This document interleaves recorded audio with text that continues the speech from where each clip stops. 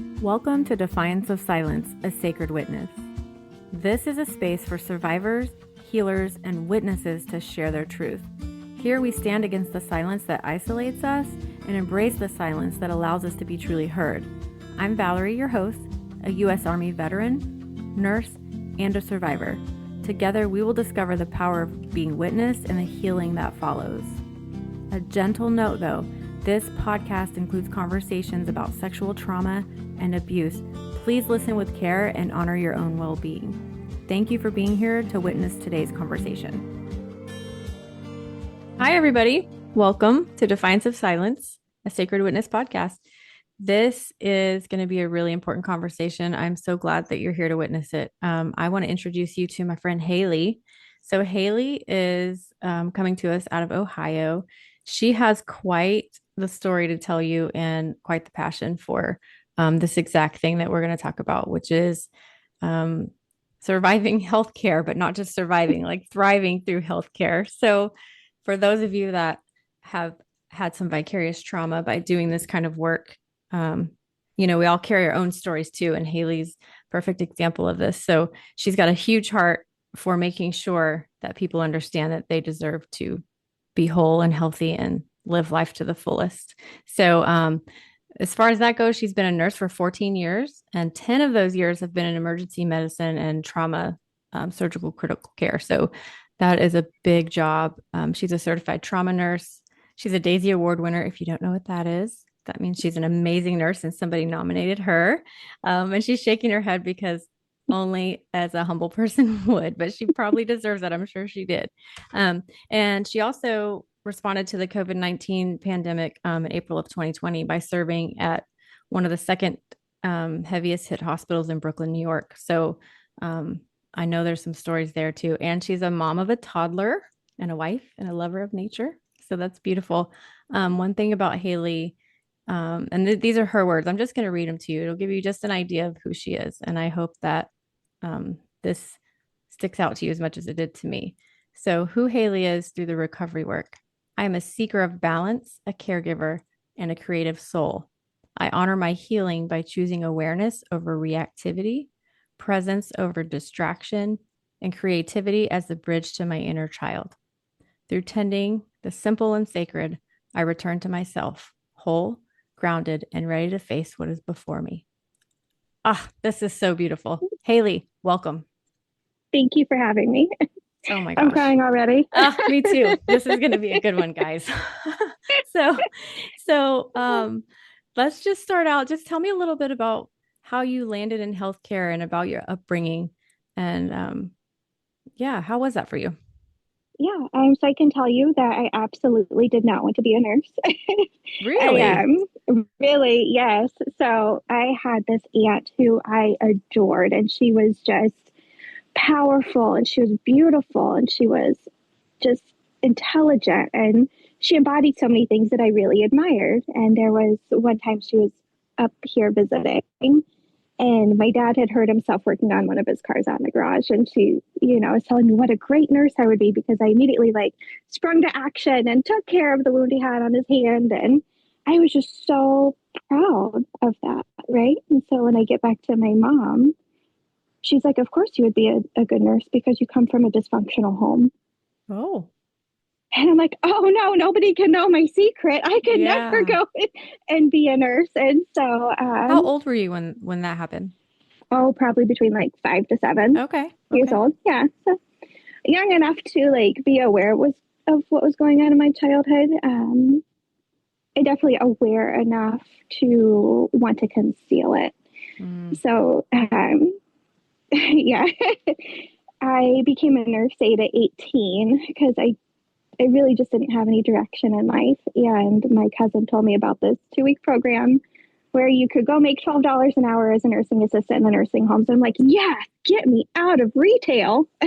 I'll go to college later. And within 6 months, I was hooked. There was nothing like loving others in a place of servitude. And here I am. Wow. Yeah. So how long after you started your nursing aid stuff did you go to nursing school? Within a year, I had started prerequisites at the local community college, and the wait lists were just so long here in Ohio. So I went to an accelerated LPN program and then bridged into my RN back at that same community college I had started at. Yeah. Wow, that's funny. We have that in common. I didn't know that. I did the same thing. I went to an Did you? accelerated program and I was like, that's my only option. Sure, I'll take it. Yeah, that was pretty much it. Yes. Because I was out on my own at 18. I was fully financially independent from my parents, and like, all right, I can't go the 4-year bachelor route. My car's going to break down. I have to be able to support Mm-hmm. myself. Mm-hmm. Where can I navigate this world the quickest to maintain my independence Yeah, and support myself? And that was the route it took me. that's amazing. Okay, so now I guess I'll just let you tell us how did you find yourself in this position? And maybe you can explain that position, just how you became so passionate about taking care of caregivers and learning to take care of ourselves. Like what prompted that healing journey for you? Did you have burnout? Like tell me all the things. Absolutely. I was like on this nose diving airplane through life. I could no longer outrun the thing. And so my career really gave me that opportunity of fulfillment. But it also allowed me to hide from all of my childhood trauma. And I Mm, couldn't make that connection as to why I felt so morally injured, especially when it came to the patient population that I felt like was the most vulnerable.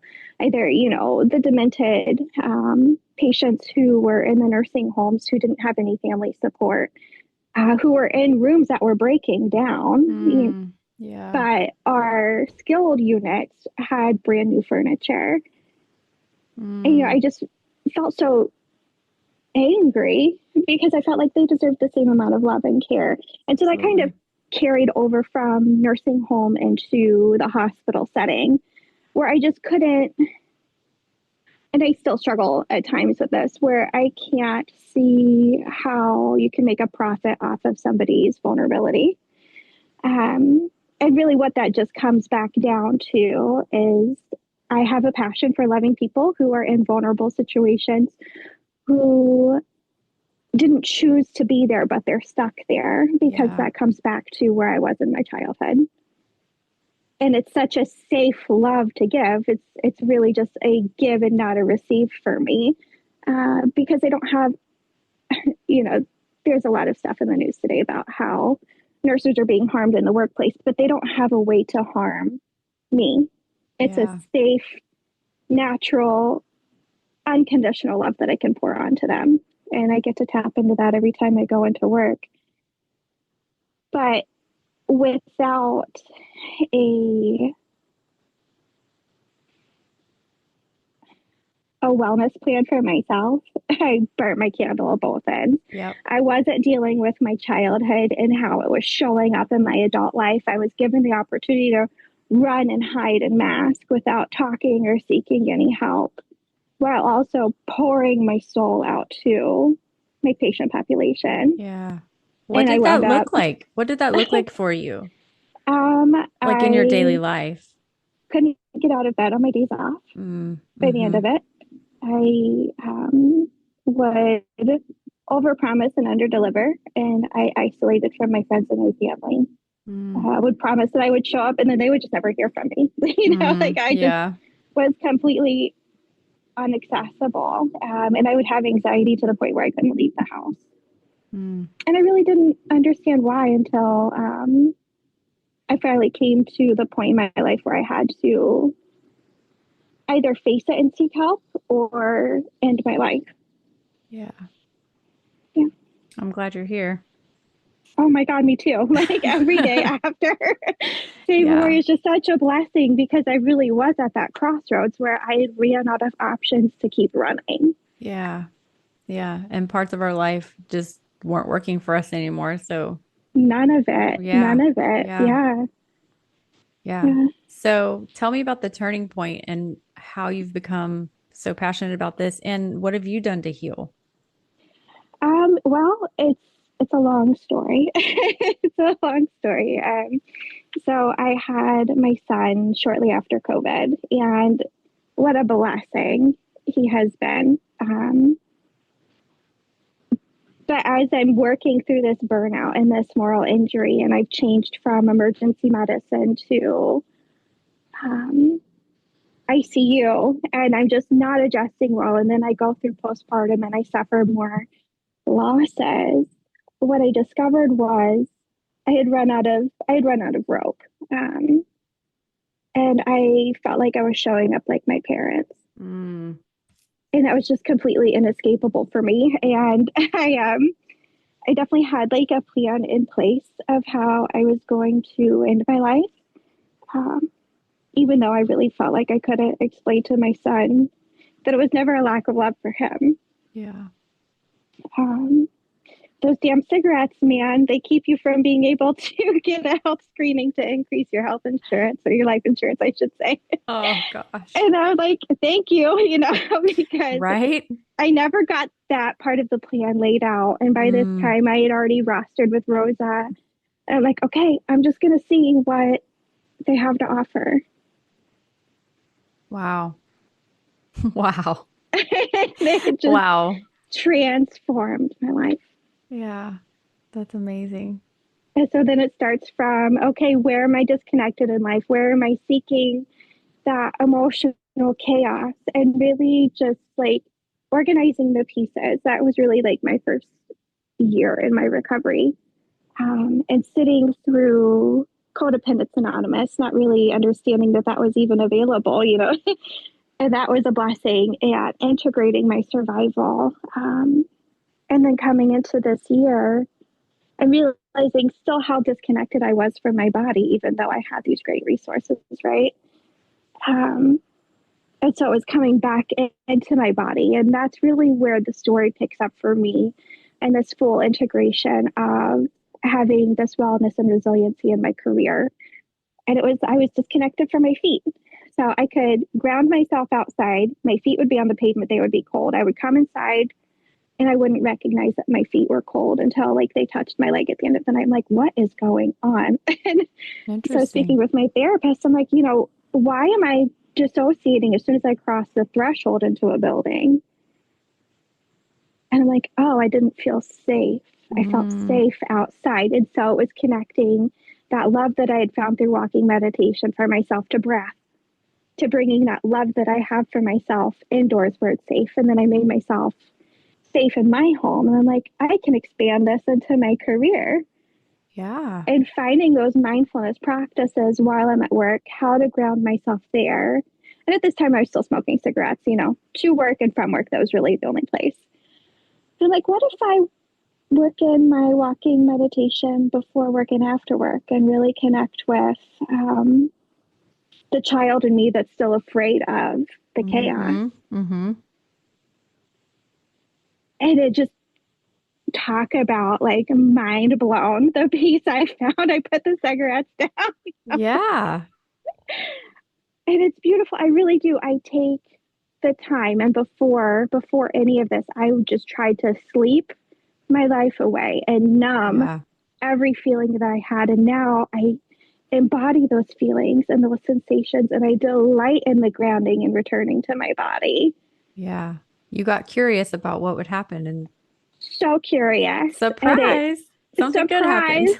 Yeah, I became the love of my life, Yes. Oh, I love that you said that. It was always in there. It was always in there, just waiting. And if it wasn't for people that have already come back and done the work for themselves, what an opportunity I would have missed. And so that's really where the vulnerability comes out here, right? Because I'm bearing my heart for whoever wants to hear it. Yeah. And it's because people came before me and worked through these things, and they lifted me up. Yeah. Yeah. We get to stand on the shoulders of those who've gone before us and done this work. And that's so inspiring. And I love how you said you weren't connected to your feet. Like that makes so much sense to me. And I don't think I've ever heard anybody describe it quite like that. But one thing that this podcast is addressing is how do we get back in our bodies? And, Mm-hmm. I have a similar experience of I could ground myself, I could do the walking meditation, I could Yeah. do all these things, but how come I turn around and instantly I'm like, what just happened? And so Yeah. I'm glad that you're saying that because it's encouraging for others to hear like it's not an instant, like all of a sudden you just No. know how to do that. Like I would listen to so many podcasts and read so many books and Yeah. hear all of these terms in this language. And I didn't really understand, like, well, I think I'm in my body. Am I in my body? I don't know if I'm in my Yeah, body. because the autopilot, like we're Yes, on, the and it's different autopilot when is you on. are. Yeah. Mm-hmm. Mm-hmm. And Yeah. something we talked about briefly when we spoke on the phone not too long ago, we were talking about seeing our healthcare workers walking around like this. Yes. Talk And about that's, that.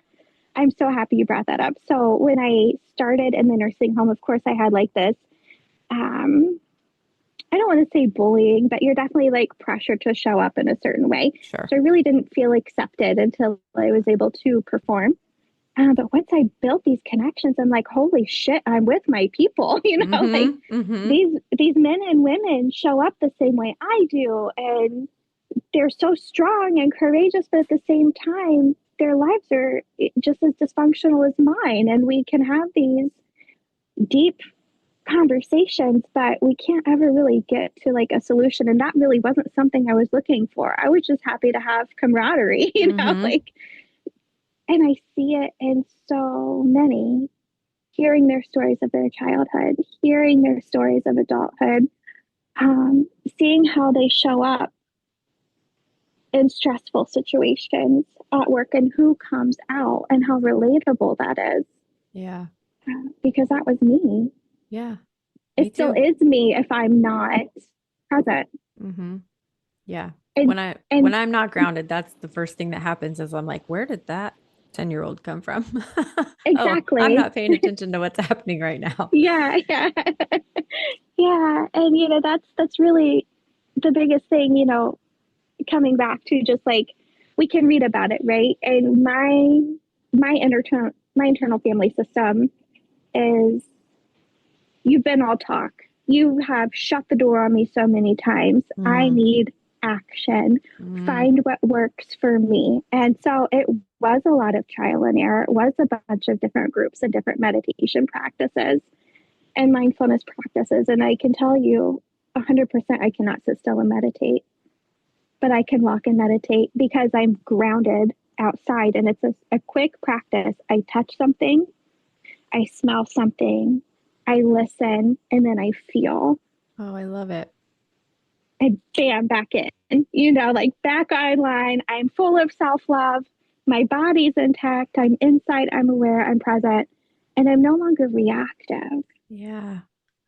So since we have listeners, let's talk about that again. So you touch something Mm-hmm. and then you I smell smell something something. And then I'm able to hear. and then you And then hear I something feel. and you Yeah. feel something. Yeah. That's So amazing. it's super simple. I have this cute little patio garden, and I have this vine that I'm just tending. She's doing her own thing out there. So I'll go out and she's got like all these wild hairs, and I tuck them back in. And then I've had this beautiful basil that I just cut down to dry. And I would rub my hands on it and bring it up to my nose. And then Mm, I could hear the birds and the wind in the leaves. And then that breeze just caresses my body. And it is, oh, I it's wish you heaven. guys could see her face right now because she just went somewhere. Yeah, I my love happy that. place. Yes. That's Yeah. so important to know that this is not a one size fits all. And that's something that I know I personally struggled with was like, well, I have to Mm-hmm. do it this way because this is what this book said, and I must sit Yeah. still and meditate. And I can do that, but it has to be the right time. I'm Mm-hmm. much better also on the move and actively Yeah. engaging my senses and getting Mm-hmm. my shoes off in the grass and things like that. So, Yeah. um, but there are parts of us that sometimes, and maybe you've experienced this too, where like I don't want to do this today, like this I don't feel like it, and then you Yeah. make a shift somewhere, you make a Yeah. shift where you're like, Yeah. I get to do this, and this is how I stay grounded. And I notice that I'm not integrated well when I haven't been doing those things. So then Mm-hmm. the payoff starts to become, ooh, this internal drugstore, these hits of things I was doing before that were keeping me high and in the drama are Mm-hmm. actually make me feel quite ill now. And I can't Yeah, handle, I'm like, I don't exactly. like this at all. And At I all. need you guys to chill out and let me chill out and Yeah. smell my lavender. Okay. Yeah, yeah, exactly. And I can, I can attest to this. When I would just be wrecked, I mean, hanging on by a thread, I would beg, beg for a critical patient. So I could just Mm, lose myself in it, yeah. silence my mind, and lose myself in it. And now when I get those patients, even though I'm online and I'm not riding that adrenaline high and all of those endorphins, my body's fucking wrecked. And I Yeah. feel like shit. I Yeah. really do. I Yeah. really do because I've found a different way to nurture myself when I'm dysregulated. And then just really having that curiosity to pay attention to how I wake up in the morning, how do I feel in the afternoon, and how do I feel in the evening, along with all the other, rotating parts of my life. Walking meditation came because I couldn't integrate sitting and I really didn't enjoy sitting anyway. But Yep. this was a way for me to fit it into my busy, not so busy lifestyle. And I, again, just come back to encouraging, just try, have the courage. If this is Yeah. touching your heart, any part of it, and you know that you want to make that next step, but you don't know where to start, the communities are out there waiting for you. Mm-hmm. Yep. And you Because don't, yeah, no, go ahead. you don't have to drive it home. And so, like, during my recovery, and I feel like trauma recovery is recovery. You can't do it alone. You need that Yes, ma'am. community. Mm-hmm. Um, You I need don't the know about witness, that's for you, sure. and the right witness. You need the Yes. witness who has worked their own recovery, and it does not have to look like yours, and Yep. you don't have to force yours. It will come naturally if you seek it. Yeah. I used to think early on in some of my recovery that I had to find somebody that had the exact same trauma that I had, or maybe they would understand if they had the exact same trauma. And if they told me their story, I could tell my story. And really, we just were like re traumatizing each other. And I Mhm. discovered quickly that you can just say, me too. And there's no further explanation needed. Like, you Yeah. don't have to come on here and say, so this happened to me when I was 7, and this happened to me when I was 9, and this, and maybe sometimes people do need to hear that, to hear something Mhm. like, I'm not alone and this is what happened to me. But Yeah. to have a healing journey start? Like, what does that look like for somebody? Um, because, we can get to the end. There's never really an end, by the way, but we get to a Yeah. place where we feel more integrated and we are well on the healing journey and feel like we've kind of gotten over the hump. Um, Mhm. what do you say to those who are stuck on the hump and it's taken forever and we don't really know what's going on, or they're just starting? Like you said, be Yeah. curious, but beyond that, just learning one thing at a time. And then what do you do next? I think the biggest message that I've learned for myself is I really was trying to, like, all right, let's get this shit over with. Like, Yes. let's dig Oh, all this yes. trauma up. I'm going to deal with it all right now the way Yep. I want to. Yep. you and it was wrecking me. Mm-hmm. It was wrecking me. And I was meeting so much resistance and I was overstimulating my now healing system. And it took me a while to figure this out. There was a book that really kind of just fucked me up because I wasn't ready to look at that trauma. And it was The Body Keeps the Score, Yes, ma'am. you Been know, there. fucked me up. And I'm like, I am not ready to look at my childhood sexual trauma, Yep. not ready to look at it. And I think I was, just not then, because I'm able to look back since becoming a mom and working the emergency room and seeing, even in my relationship now with my husband, where my sexual trauma still pops its head up. Sure. Um, but finally being at a place where I'm rested and I'm ready to heal it. It's not a deal with it. This isn't okay, I'm going to rip the Band-Aid off. We're going to irrigate the wound. I'm going to slap a new Band-Aid on and it's just going to go away overnight, right? We wish. I wish. I wish. But I would see it every time I would have to pin an infant down for a straight calf because they had to fucking figure out what the fever was. They couldn't just send them home. I'm telling you, watching the parents and pinning that child down would re-injure me every time. And so like the way I would self-soothe would be like, okay, you just have to be really fucking good at it. Be efficient, get it done, and get out. Yep. And now I'm like, oh, actually, I remember what that powerlessness felt like and what that coercion felt like. That's powerful. And how that coercion still pops up even if I'm not being coerced. You know, that survival brain is on all the time. And I look at my son and I'm like, oh, I would love to send you off so you could, you know, socialize with other kids, but you're not potty trained and I cannot let another adult touch you there. Yes, ma'am. I just can't. Yeah. And that's okay that's how I show up in the world now. Yep. It truthfully is. But I definitely dealt with a lot of imposter syndrome because, you know, my sexual trauma didn't look or sound like anybody else's. You know, coercion was definitely involved. Yeah.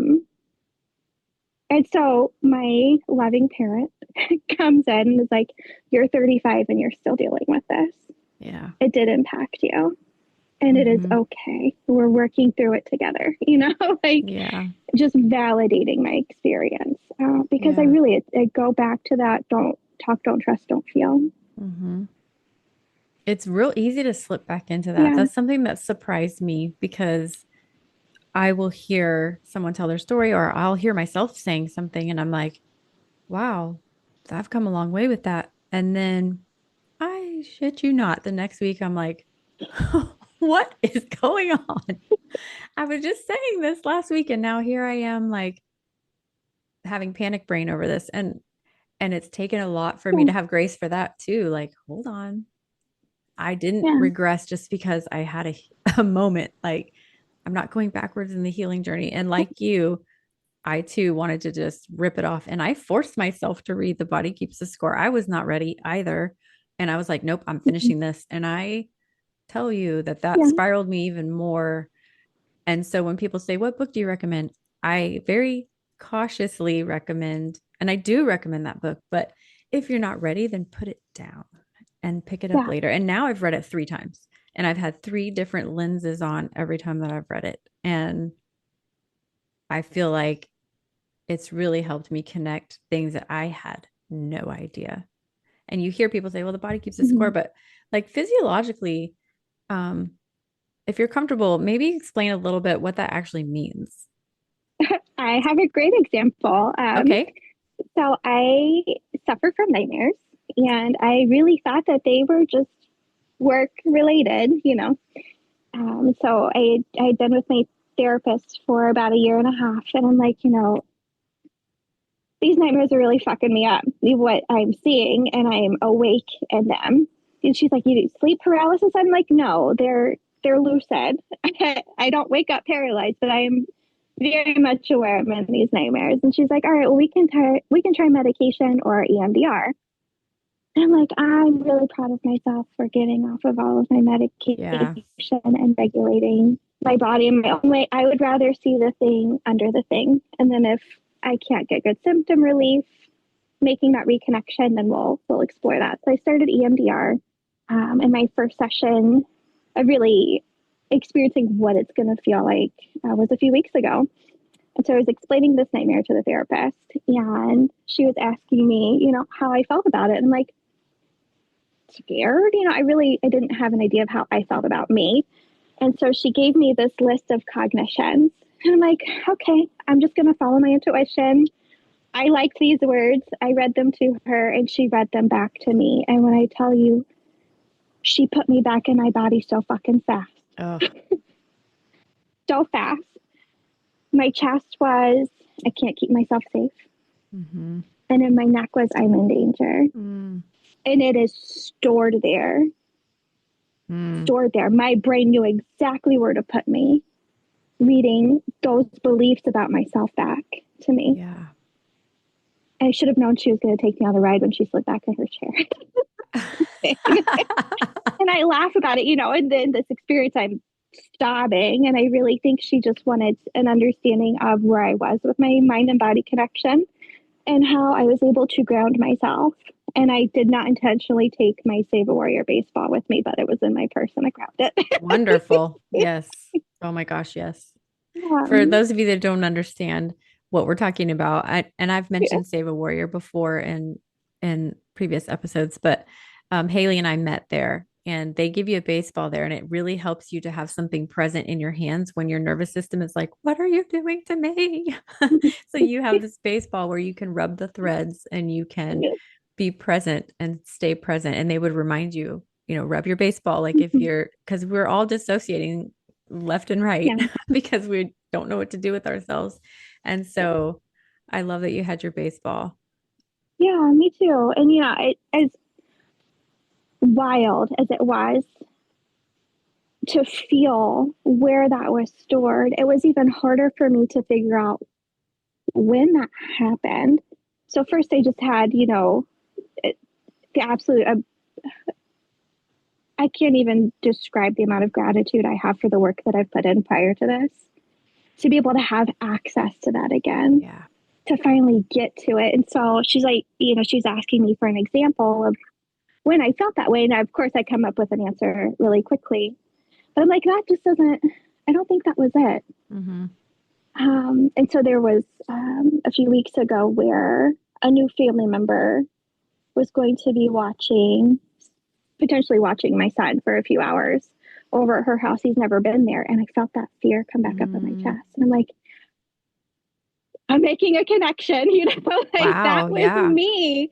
Yeah. Without language, terrified of being dropped off at other people's houses when my mom had to work and my dad wasn't available. And I just didn't have this understanding of, why my life was so chaotic. And it just was. But to be able to get back to that, it just leaves me so encouraged of where I get to go next and where else is this stored in my body and how I get to reprogram it and reclaim this low maintenance body I've been blessed to walk the earth in, and make it more comfortable, because that's something else that I haven't mentioned is once you do come back into your body and you've created the stamina to be in this space, it fucking hurt. I'm like, oh, damn, I've been storing this pain everywhere. Yes. Yes. Fucking hurt. Yes. The realization is like, I didn't do anything to hurt myself.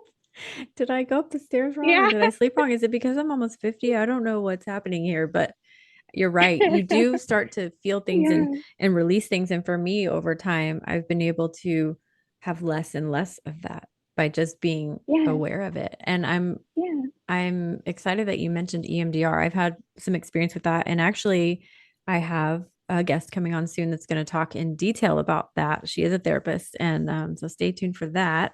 She's going to explain in detail actually what EMDR is, because initially it is freaking weird. It's very weird. Yeah. And if you're not sure what you're getting into, and I think you have to have the right therapist too. And I hope that that sounds like you have a good one, but I hope that if anyone else is considering EMDR, that you would definitely make sure that you have a connection with your therapist. Because the first time I tried it, I really didn't. And I don't know that I felt safe enough with her to do it. And so I was like, this doesn't work. And it just, I don't know, this scary feeling. And that was before I did go to Save a Warrior. So I wasn't really sure what being in my body meant. And it was just such a hot mess. But one thing, being a healthcare worker, that I want to address is that, we see so much stuff.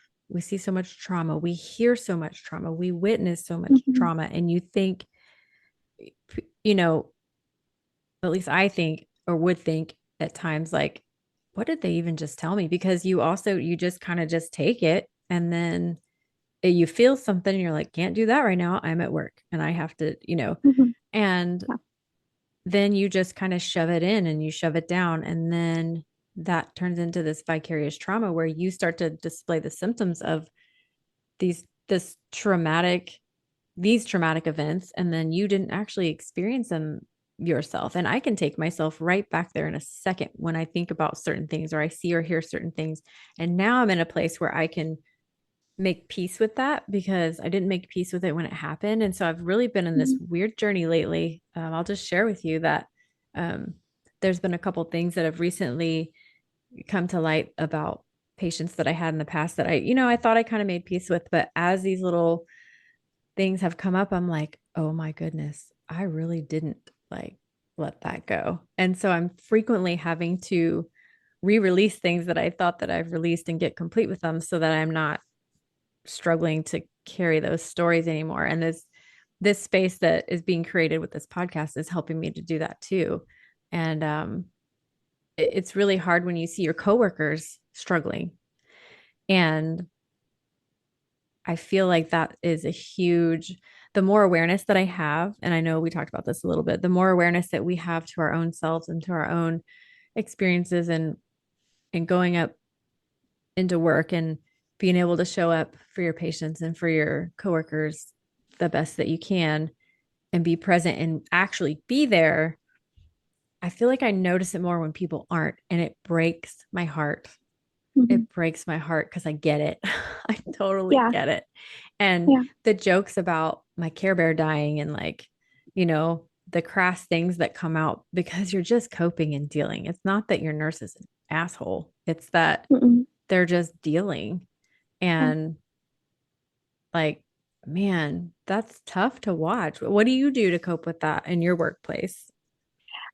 I think the biggest step for me was just having that awareness of how much I was stuffing, right? And how it was coming out in my life at home. And then how I was handling it at work and just, I guess, accepting that disconnect that I'd had and then trying to reconnect there. And it really just came back to, I had to have myself before I had anybody else. I had to fill my own cup, have those pep talks on my walks of you have no idea what you're getting ready to go in and see, but you love the people that you serve. I have you, whatever you see during your shift or have to do or goes against your morals and your values for the sake of life-saving measures. I will make space for you when it is safe for us to do so. And before, I'm like, oh, I'm going to deal with that later and then never get back to it. Yeah. I was going to say, that's the thing. Is it actually going back? Yes. Yes, ma'am. I have to get back to it. And there are things that definitely stick with me more than others. But I just bring that gentleness back to myself in my self-care routine, in that meditative space, in that pouring the love that I give to others back onto myself. I did the best that I could do. It was not in my control what happens to them, but I could bring my gentleness and my love into that space while they're in my care. Yeah. Well, and referring back to when you were in Brooklyn, New York. Okay. So, I imagine that you didn't have time to process any deaths or anything that happened, and it was back to back, one after another. I mean, that space at that time was so just heavy for our nation, first of all, but our healthcare workers. And, we were heroes, healthcare heroes until we went to the grocery store in our scrubs, like those things were really hard. And I know for myself, taking care of sick patients, I never went to the debriefs. They would offer them, but I would never go to them because I'm like, I don't need that. I'm fine. I'm fine. So when you were serving in Brooklyn, were you in a space to process things, or was this kind of, if I've got my timeline right from what you said, this was probably before you really went on your healing journey? It definitely was. But fortunately enough for me, when I got there, we were assigned as Tour 2. So the Navy had just left, and that big wave was not there for the 3 months I was there. So really, to be quite honest, it was more so disaster relief for the staff nurses there who went through the big wave of COVID and relieving them of their responsibilities and giving them a break. And part of me was, a little torn about that. I'm like, I got here too late. I had always wanted to volunteer and just have that like desire to serve, especially after Hurricane Katrina. Right. And that had always carried with me. But my journey there was a little different outside of, just alleviating the permanent staff. That was my first like codependency cleanse that I really didn't have the awareness. Yeah. And that's why I hit the find your community so hard, because when I came home, I went right back into my unhealthy relationships because I didn't have the support and I didn't have those shoulders to stand on. Yeah. To lead me home. Yeah. But I had this brief moment of clarity of like, holy shit, I can't stand on my own 2 feet and sleep in my own bed and be in my own space. And I just couldn't maintain it. Yeah. Wow. You're incredible. That I just like knowing that there are people that are doing the work and that are caring for patients and taking care of each other. And I think there is a pretty big stigma still in healthcare with like, we have to saddle it all. We have to, take it all on. Absolutely. We can't have feelings. We have to be this machine. We have to know, I do remember a nurse telling me one time that you don't let your patients see you cry. Don't you let your patients see you cry. You are supposed to be in charge and in control, and they are relying on you. You don't need to break down, which I already really didn't that much anyway. But the times that it could have happened and it sort of was starting to happen, I would always hear this voice like, this is not about you. You don't need to be breaking down. And it just kind of chipped away even further at like being a human being and taking care of other human beings. And now that's not something I can hold back. I really can't. Obviously I don't lose it. Like it is not about me. I get that part, but to show empathy and the human side of like, I get it. And I empathize with what you're going through. Sure. Yeah. And that's a very valuable thing to do, is to show that you're human and see your patient as a human being. And right now at my current facility, we've had mass turnover just like everyone else, and we're full of new hires. And I'm like, holy shit, this is an opportunity. It is.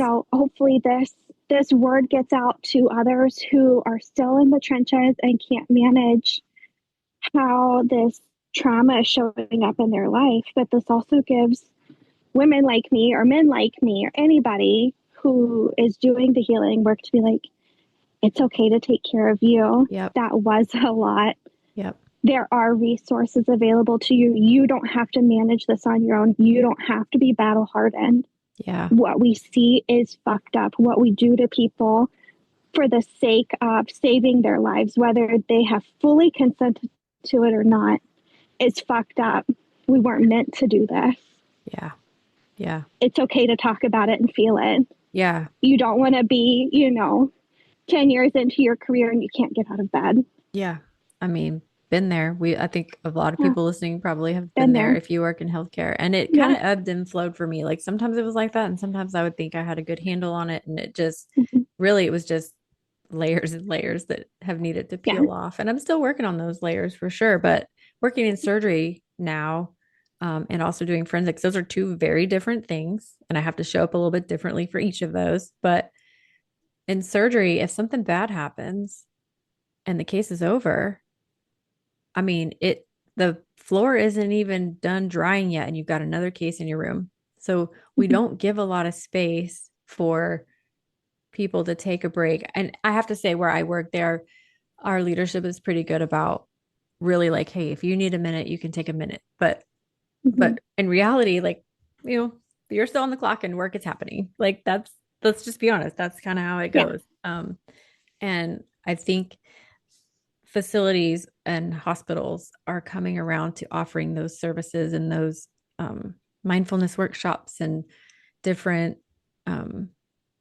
mental health resources, free counseling and stuff like that. And I'm starting to see more people take advantage of those things, and they're finding out that they're going for what they feel is, caregiver burnout or compassion fatigue. And then they're finding out like, oh, I never dealt with this crap from when I was a kid. And they're like, Yeah. that's not what I'm here for. I said that too. That's not what I'm here for. It has nothing to do with this. And really it has pretty much everything to do with it. Everything. Because if I had the routine that I have now back then, I don't think those injustices would have hit me as hard. Yeah. Because I wouldn't have been re-triggering my own experiences from my childhood. Yeah. I would have had resilience. Yeah. And I just didn't. In part, that just wasn't the culture. Mm-hmm. Mm-hmm. Yeah. Wow. I hope that you will continue to carry this message of just making space for yourself and taking care of yourself before we can take care of anybody else. And really, I honor you for being vulnerable and sharing yourself with us, and also for just pointing the direction, pointing these things back to yourself. Like you can heal and you can find it. You can find it in there. It's in there somewhere. There's a reason that you're showing up the way that you're showing up. And it's usually not what we think. It's usually not what we think. No, no, it's the thing under the thing. It is the thing under the thing. It's always what we're all behavior is purposeful. So we're doing something for a purpose. We may not always know what it is, but when you start to dig under those layers, it kind of reveals itself. So in the current space that you work, and as you move through life and as you take on motherhood and being a wife, and when we were talking before, you had mentioned sometimes healing just looks like being able to get in there and clean out your garage. Like, yeah, that's important because those are things that it's really not on the big scheme of life. Like, oh, I got to clean my garage. But when you've been paralyzed before and not been able to do those things, there's a lot of grace there. Like, I used to think those things weren't important. Like, I didn't do anything today. And really, what I did was I got up and I took a shower and I cleaned my closet or whatever it was. And that's leaps and bounds from where I've been at one point. And so I imagine you've had a similar experience with that. And I know someone listening probably has too. And I have said many a times, you woke up today, you stayed, like you didn't end your life, you stayed. And I'm super proud of you for showing up here today to share parts of your story with us. And I'm just honored that you would take the time to do that. And I hope that wherever you go and whatever you do, that your patients know how lucky they are to have you as their nurse. I would love you to be my nurse. Not that I want to go to the hospital, but if I had to, you could be my nurse for sure. Thank you. So what is your personal practice as we get ready to close? What is your personal practice currently when you have a hard day or you have a hard patient or situation? Is there something that you do to release the things that aren't yours to carry? I do. And it all comes back to, I think, acknowledging that I wake up reactive. So I really have to prepare myself for my day, because, especially around my work schedule, because it's just so unpredictable. So it comes back to what you're just mentioning, how simple it may sound to somebody else, be like, oh, I finally cleaned out my garage. For me, it's the quick routine when I get out of the bed, when I'm like still in survival brain, because that's just where I am when I wake up, So I have this quick routine that ensures that my basic needs are met. But it's all very intentional. So it's bathroom, I wash my face, I do all of my skincare, which is really simple.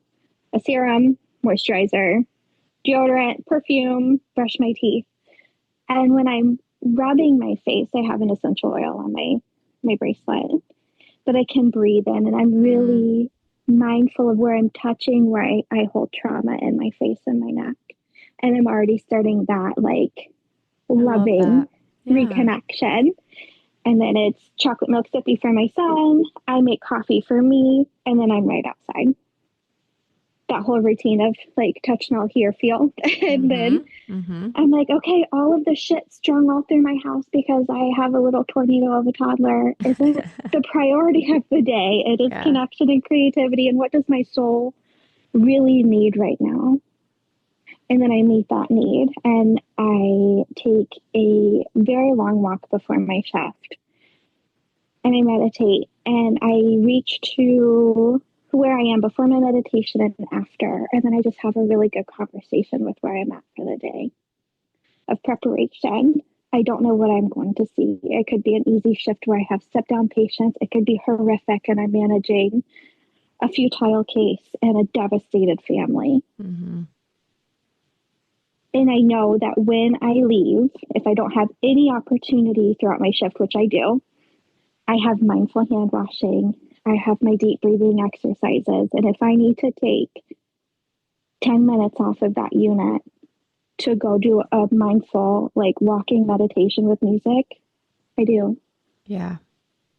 That's one of my favorite things too, is to get off the unit and go for a walk. Yeah. Have to. And I had this patient a couple of weeks ago, and his daughter was at bedside all night, and we had gotten this train wreck of a trauma. I mean, get him stabilized enough for me to leave the room, and I come back into his room and I'm deep breathing, like big belly breath. That breath is going straight through my diaphragm down to my belly button. And I'm like, I am not ashamed to show up this way. I have to regulate myself so I can critically think for my critically ill patient. Yeah. And she, she didn't say a word. I'm sure she saw it. Big belly breaths, but I'm not afraid to show up in my recovery. And that was a big hurdle for me. Yeah. But to be vulnerable enough to be seen that I have to do these things. I have to make this space for myself so I can show up for you in the middle of the night when you're like, I don't know if I can do this. I don't want to do this. What if this is it for me? And I can be there. You and I, that is all that matters. Because my cup is full and I know how to take care of myself during the shift and after. And then I can extend that love out to my coworkers who are open and willing to have the conversation. And not everybody is. And that's okay. I love them for who they are and how they show up. And if they want to have that conversation, I'm here. I am more than willing. I am shouting it from the rooftops. Like, you can find this peace. There is absolute divine peace. Yep. And then joy comes online and other things, even though it's been a tough day, like you can walk out of there with your head held high and know that you showed up the way that you were supposed to. Yeah. And I can leave it there. Yes. It's taken me 14 years to figure out how to leave it there. That's something that I think every healthcare worker, whether you're a nurse, a doctor, respiratory therapist, a CNA, a cafeteria worker, it doesn't matter. Anybody that works in that environment, it's easy to say for me, like, nope, I'm leaving this at work. And I feel like there's been a shift and a difference once I finally got that, where I truly am leaving it at work versus just shoving it down. And I always thought I was leaving it at work, but really it was just shoving it down. I'm shoving it. Yeah. It's just shoving it down. So truly leaving it at work is, I don't know. I think it just takes a lot of practice to be able to handle that. So having a ritual for me and what you just described is so amazing. But I used to work at a different trauma center that they had a little bell outside of the hospital. So when you walked out to the employee parking lot, you could ring the bell and just leave whatever it was there. And I always walked right past it. And now I'm thinking, man, I missed some opportunities I just didn't understand. I just didn't understand what the significance of that was. And so I just think that's really, really important to know that we don't have to carry it. And, we hear stories that are hard to hear, or we hear language that it's hard to hear, or we just don't know how to process that. So being able to release that in a healthy way is important. And it looks different for everybody, right? Sometimes like I got to take 5 flights of stairs and almost kill myself, breathing heavy to like even get those emotions to come up enough for me to let them go. But sometimes I just barely get clocked out and that's it. And it's right there, So, man, great conversation. I'm really excited that you came on today. Do you have any last closing remarks? If there's one thing that you really want someone to hear today, what would that be?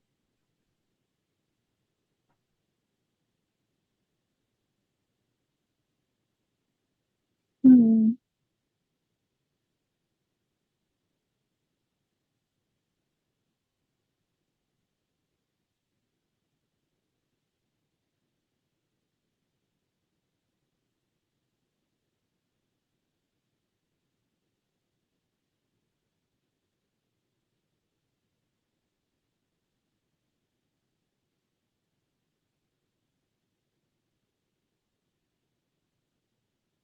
If any of my story resonated with anyone today,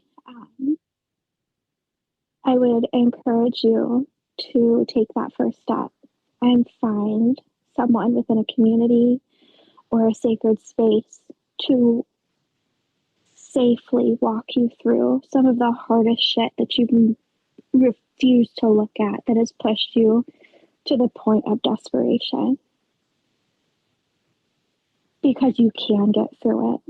And the peace that you're looking for is on the other side. And it doesn't mean that, boom, it's all, flowers and rainbows and fucking stardust. It just means that Definitely not. Definitely not. You are prepared to walk through the rest of the hardship that you're going to face in your life. And you're going to have your own back. And you're going to love yourself through it. And it is waiting for you. It's been waiting for you this whole time. Indeed. Wow. Yeah. That's amazing. So now you can see why Halie lives up to her healing statement, her recovery statement. She sent me in the beginning. It just makes me have tears. It's just so beautiful. Thank you, Halie, for being here. You're a gift. Me. Yeah, you're a gift. So as we do at the end of every episode, I just want to take a moment to just acknowledge that sometimes what we hear is hard and it's not ours to carry. And like Halie said, if any of this resonates with you and you know you've got some work to do, reach out, get some support, find a community, just baby steps. It just takes baby steps and you can do it.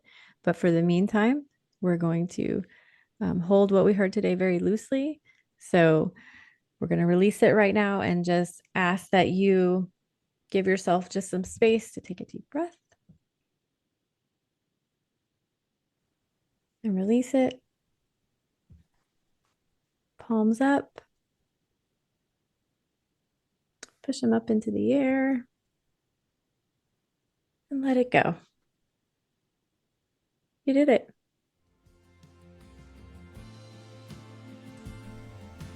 Thank you for being a sacred witness for today's episode. If this conversation has brought up difficult feelings, please remember to take care of yourself in whatever way you need. Healing is not a straight line, and you do not have to walk this alone, okay? So if you need additional support, please reach out to a trusted friend, a professional, or a resource in your community. There's resources listed in the show notes as well. Your well-being matters the most, so thank you for being here and choosing to listen with care. Until next time, remember that you are loved and worthy of being witnessed.